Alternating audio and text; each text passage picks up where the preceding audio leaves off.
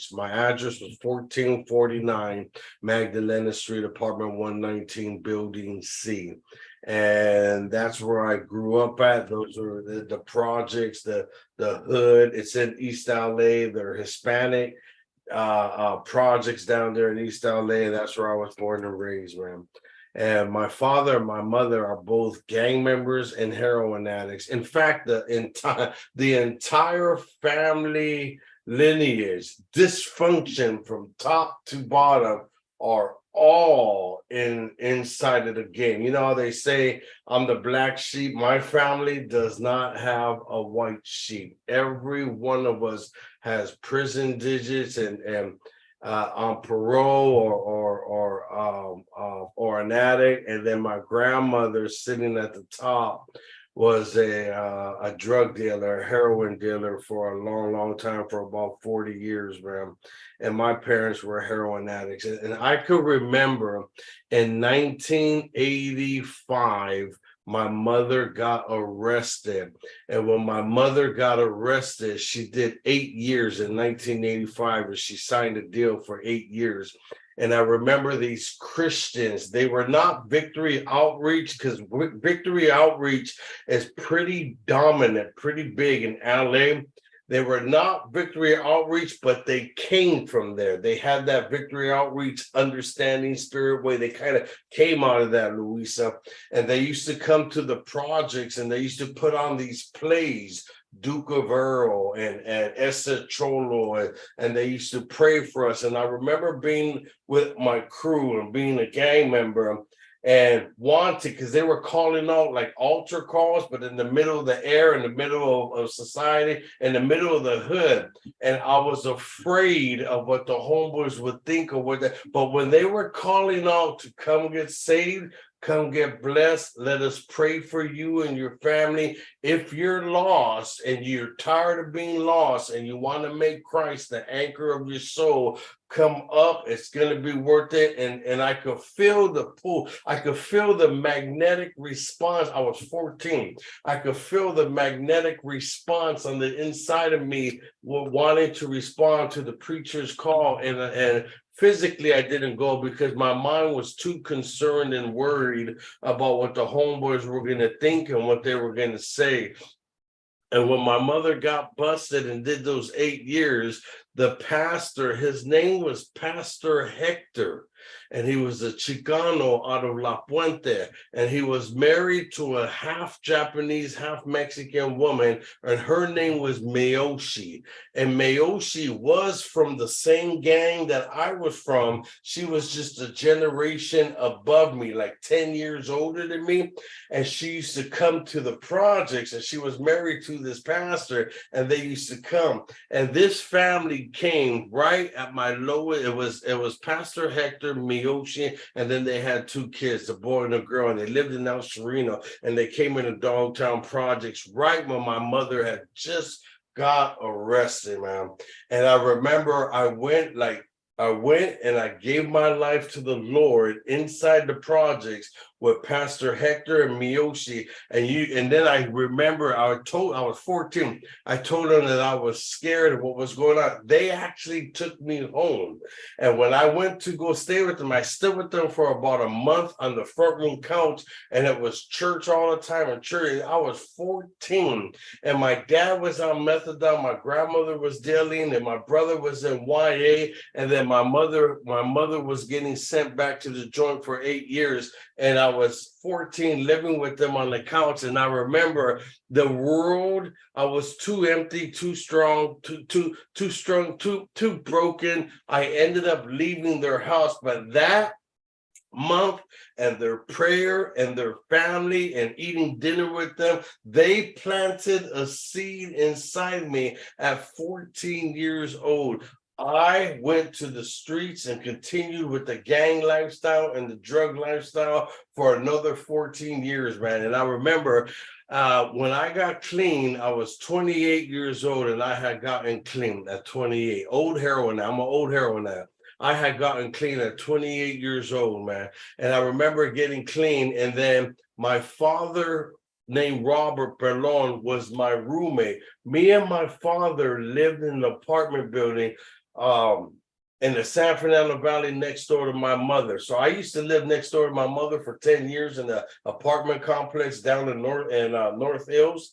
And my father came to live with me inside that building. So my dad and mom, they were not together, but they were neighbors. Thank God they got along. It's not like they couldn't stand each other. They drank coffee together, laughed together, talked together around. And me and my dad were roommates for about 4 years. And my dad was working in East LA from the San Fernando Valley. That's a 25-minute, 30-minute drive. And my dad fell in love with one of his co-workers, and her name was Linda. And Linda was a 12-step member, but she was also in church. And that was one of the first times I ever seen a 12-step member do 12 steps and do church at the same time. The guys that I was running with my first 4 years were like 12-step raw through and through, and rightfully so.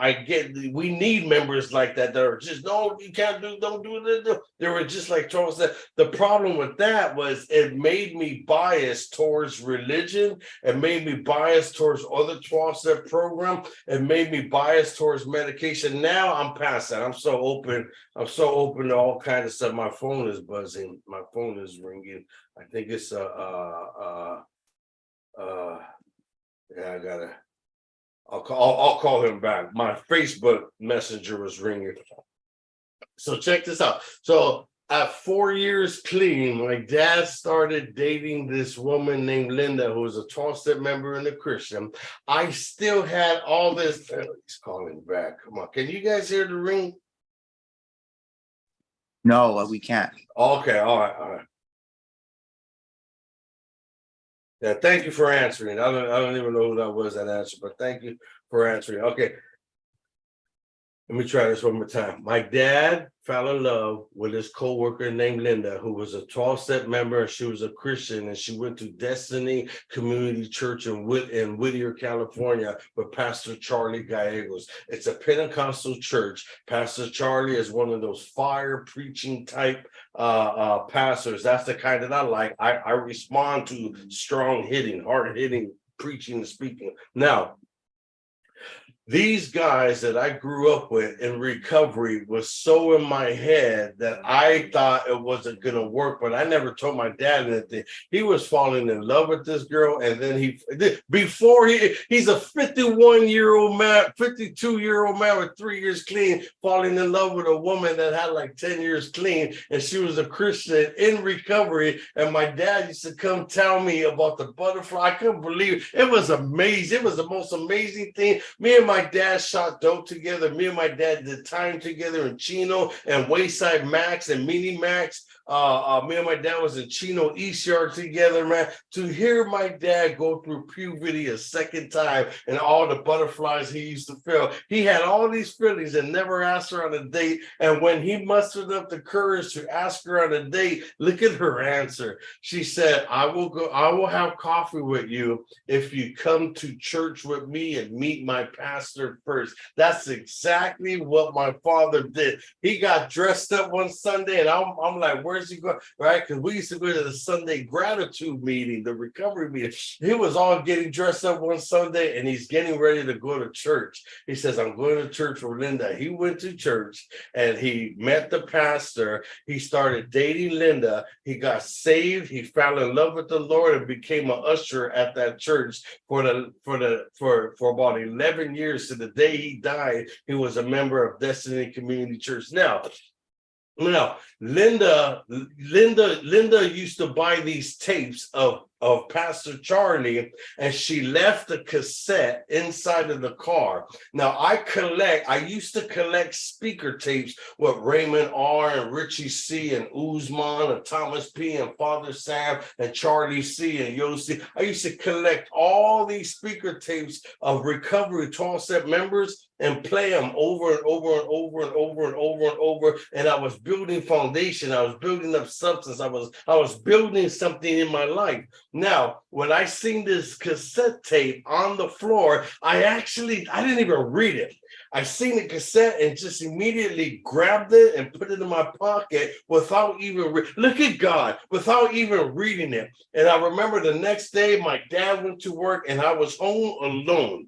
And I brought out this tape from my shorts that I was wearing when I was in my dad's car, and it said on the cassette title, it said Destiny Community Church, DCC, Pastor Charlie Gallegos. True story. I played this tape and fell in love with him. I could not believe how I was always taught, don't go to church, they're going to pull you out of recovery. I was always taught you cannot mix religion, Christ, church with recovery. It doesn't mix. These guys poured all this stuff in me.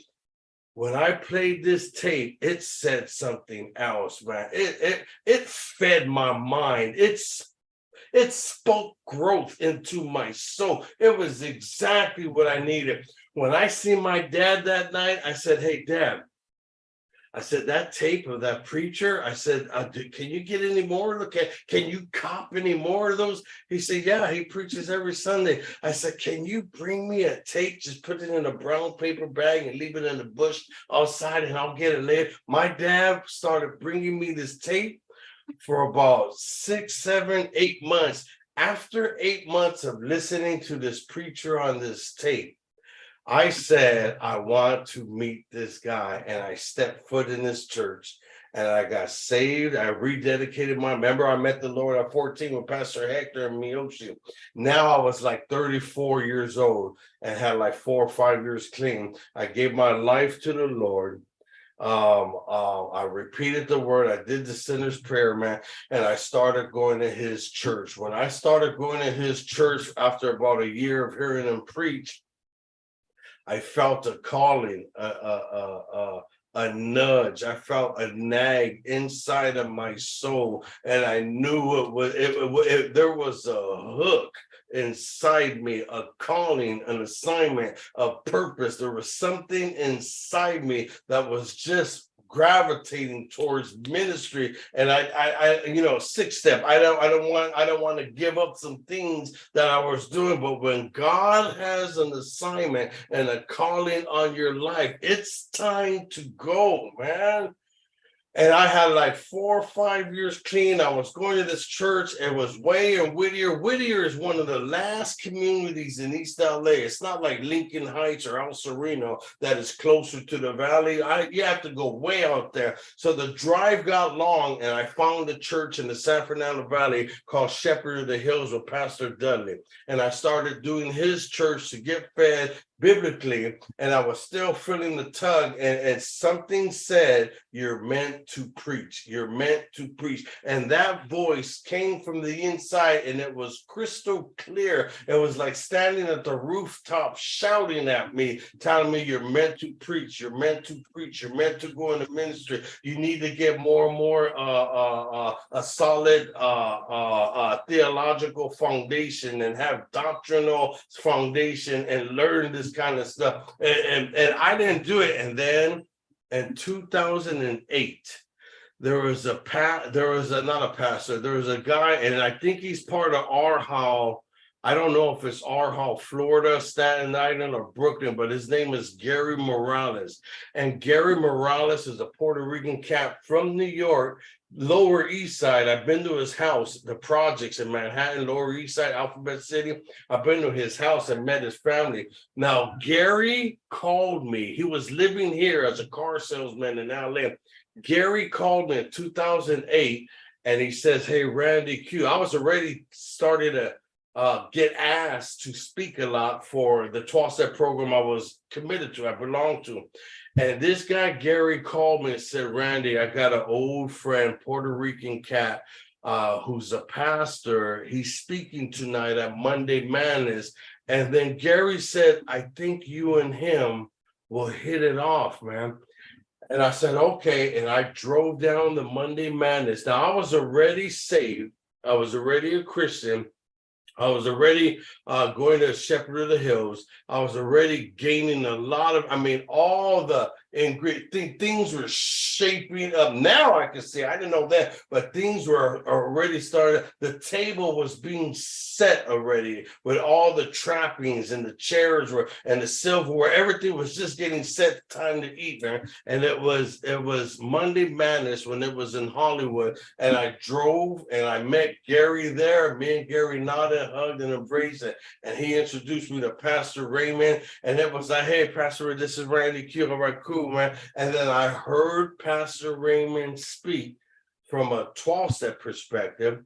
And like a lot of you guys, I was immediately stowed. I was immediately gravitated to him. I was drawn to this man. I wanted what he had. I wanted to learn from him. I wanted to be like him. I wanted to drink from his well and eat from his table out of his hand. I wanted to be around him. There's just certain people whose energy inspires you. That is the definition of greatness.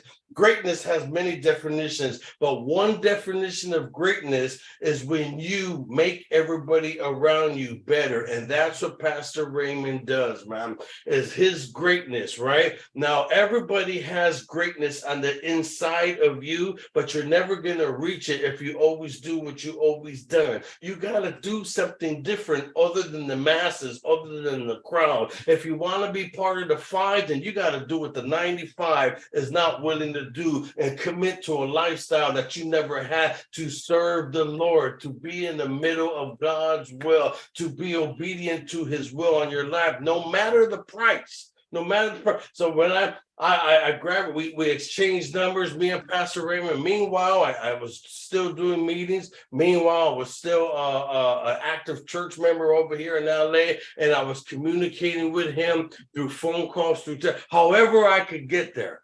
I was just communicating with him all the time. And then I pitched an idea to him. It was in 2009. It just came after talking to Raymond for a whole year, right? Remember, I got saved in 2004. I knew I was to enter ministry in 2005. I met Pastor Raymond in 2008. In 2009, Louisa, I pitched an idea to Raymond. It was me that pitched the idea. I said, Raymond, what are your thoughts about me coming to New York and training with your team to get groomed? Because he was starting to come here a lot, and he wanted to church plant in LA, and he didn't have a go-to guy. Pastor Mario was doing the hiding place.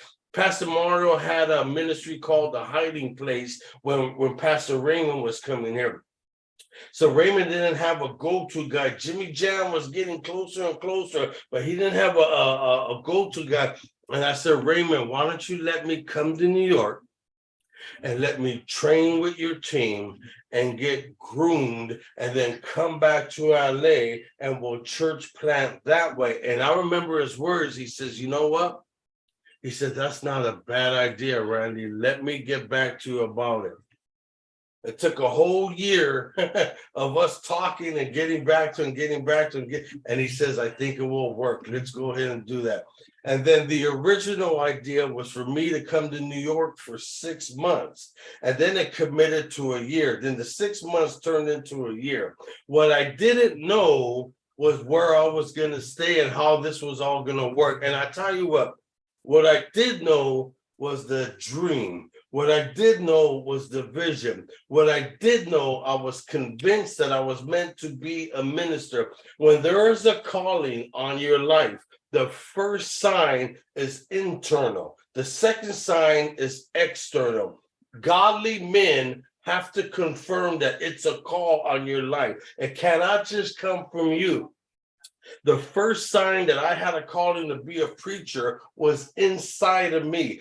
Every bone in my body was convinced, hands down, that you're going to be a pastor. Not one thing inside of me said, we should go for engineering. We should be a plumber. We should install windows. You should be an Uber driver. Everything in me said, you need to do what it takes to get ordained. Now, I have people here in LA who are mature, who are so mature they can't walk. They're on walkers and everything. I sat with them and I told them about the idea, and they were the ones that gave me the blessing and said, yeah, we believe this is going to change the course of your life. Go ahead and go with this. They didn't even meet Raymond. I think they met Raymond at my confirmation, at my ordination party. I had an ordination ceremony in 2019, and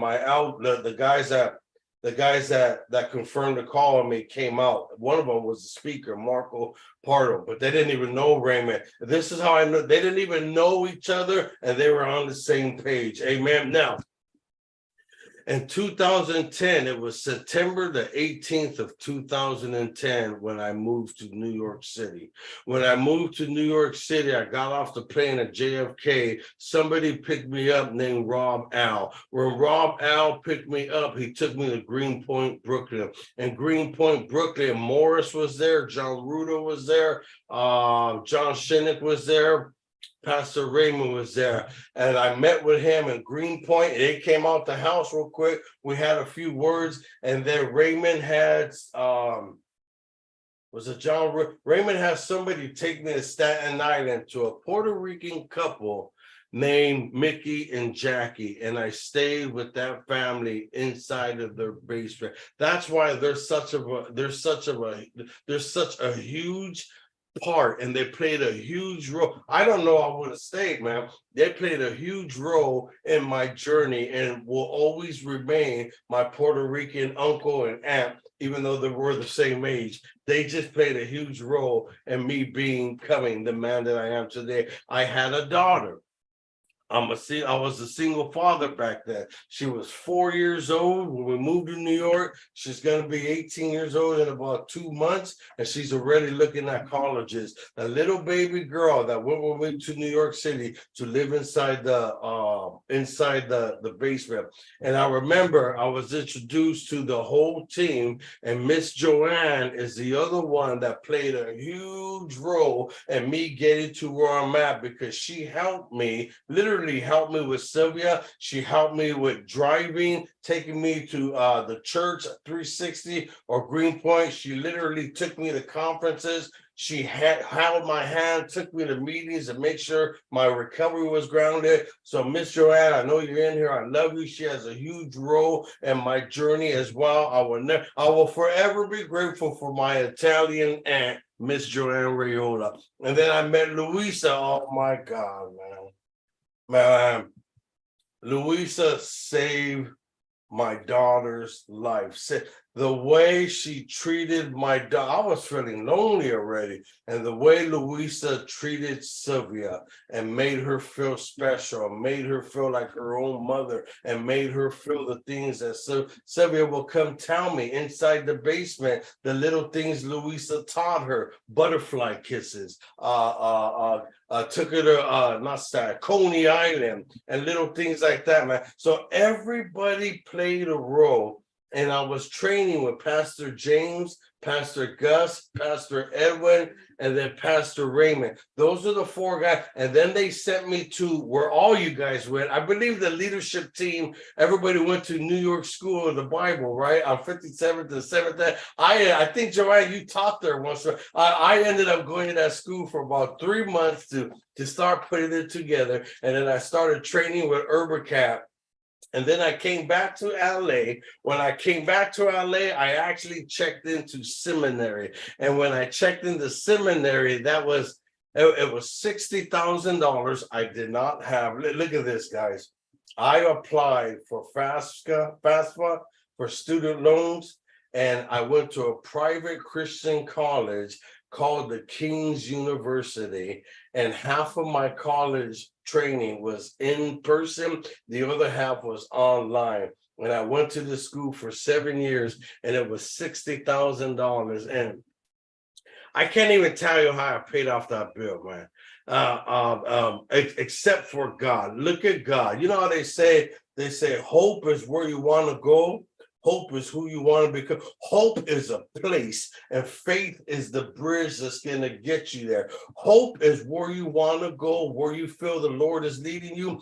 Faith is doing the necessary actions headed in that direction. So hope is who you want. I had a hope to be a minister. I had a hope to get college training. Faith is I was doing the necessary footstep, taking the next step, doing the things headed in that direction. And the bill was paid off the first. That's a big thing to me, because everybody told me don't go to college. Look at the people that were in my life. Everybody told me don't go to school because you're going to have a bill hanging over your head for the next 40 years. Now, I knew what they meant, but I'm telling you, man, I paid off that bill the first payment. They when you graduate, they give you a 6-month grace period. All right, Randy, you're cool. Congratulations on your degree. You got 6 months to make your first payment, and then they dictate the payment. And then you call them and say, hey, that's a lot, man. Let me give you $100 in my no, 230. And you gotta do that thing with them, man. And I was able to pay that whole bill within the first 6 months of one shot. Bam. Now, after I graduated cap and gown in Dallas, Texas, 8 months later, Pastor Raymond gave me an ordination dinner and an ordination ceremony. And it was pretty cool. It was pretty special.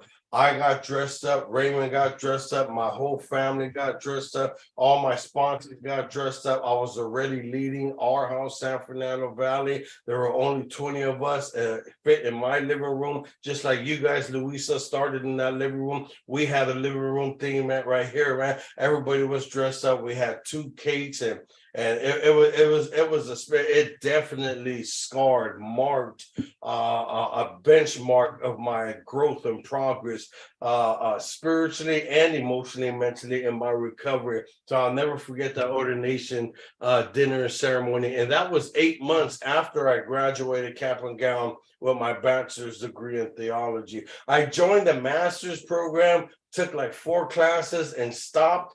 And I said, I'm going to go back and finish it. I don't know. I think I got like 8 more classes. I haven't went back yet. I don't know if I'm going to go back. We'll see. I prayed about it a couple of times. Lord, if you want me to go, lead the way. Haven't felt like I didn't feel the fire like I felt for the bachelor's degree now. One of the main things that attracted me to Raymond, Louisa, Joanne is the recovery part. When I heard Recovery House of Worship Brooklyn say, we are not here to replace your recovery, we are here to enhance your recovery, I said, there's the ticket. And then I started saying, you could be 100% devoted to your faith and 100% committed to recovery and proceed to live your life with a foot on each side. That your recovery and your faith is like 2 wings on an airplane. Neither wing, neither side is more important than the other. In fact, you need both wings to take your life higher and higher and higher. So I remember those are some of the things that attracted me to be part of the spiritual community called Recovery House of Worship. After I got graduated, then I got ordained. 3 months later, we found a church building in Van Nuys, California, and we used to pack it out, man. Then the pandemic hit, we lost the building. I was in negotiation with a new building and just felt compelled to remain online. I think Raymond is still online. Well, we share the same Zoom number. I preach every Sunday online on Zoom at 11:30 West Coast time. I don't know what time that is, East Coast time, but 11:30 West Coast time, you'll catch me in Recovery House of Worship, San Fernando Valley. I don't feel anything inside me slowing down yet. Now, let me end with this, okay? Because I want to give you guys something of value. I want to put something in your pocket. I want to give you something that you could tuck behind the door of your heart just so you can learn, okay?